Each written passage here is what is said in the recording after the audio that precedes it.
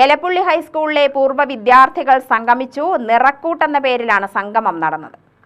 1980-81 വർഷത്തെ SSLC ബാച്ചിന്റെ സംഗമമാണ് കുന്നാച്ചി ശ്രീദേവി ഓഡിറ്റോറിയത്തിൽ നടന്നത്. മാവേലിയെ വരവേറ്റുകൊണ്ട് നടത്തിയ സംഗമം മുൻ ജില്ലാ police surgeon doctor PB Gujral ഉദ്ഘാടനം ചെയ്തു. ഇപ്പോൾ ഈ തലമുറയിലുള്ള ആൾക്കാർ നമുക്ക് നമ്മുടെ മുൻപത്തെ തലമുറയൊന്നും ആലോചിച്ച് നോക്കുക. വാട്സപ്പില്ല, ഫോണ്, STD ഇല്ല, ട്രങ്ക് ബുക്ക് ചെയ്യണം. ഒരു 2 തലമുറ മുമ്പുള്ളവർക്ക് ഇതേപോലെ ഒരു കൂടിച്ചേരലോ വല്ലതും നടക്കുമായിരുന്നോ? എവിടെയാണെന്ന് പോലും അറിയില്ല. ചിലപ്പോൾ കുടുംബക്കാർ തന്നെ എവിടെയാണെന്ന് വെച്ച് കഴിഞ്ഞാൽ അവർ വന്നാൽ കാണാം. അങ്ങനെ ഇന്ന് അതല്ല. ഇന്ന് ലോകത്തിൻ്റെ ഏത് ഭാഗത്തിരുന്നും എവിടെ ഇരുന്നും ആരെയും വിളിക്കാം. അത്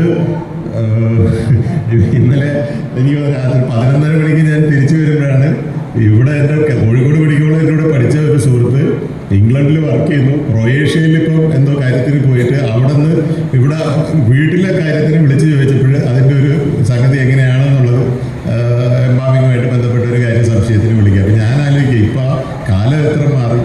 അപ്പോൾ അതിനനുസരിച്ച് നമ്മളുടെ ആ ഭാഗ്യം നമ്മൾ തിരിച്ചറിയണം. അധ്യാപകനും പ്രശസ്ത കഥാകൃത്തുമായ മുണ്ടൂർ സേതുമാധവൻ മുഖ്യപ്രഭാഷണം നടത്തി. രവി എലപ്പുള്ളി അധ്യക്ഷത വഹിച്ചു. മുൻ അധ്യാപകരായ A. വേലായുധൻ, മുരുകേശൻ, മണിയൻ, ബാലസുബ്രഹ്മണ്യൻ, കാമാക്ഷി ഇന്ദിര, ഭാരവാഹികളായ V. ബാലരാജ്, K. ഹരിദാസ് എന്നിവർ സംസാരിച്ചു.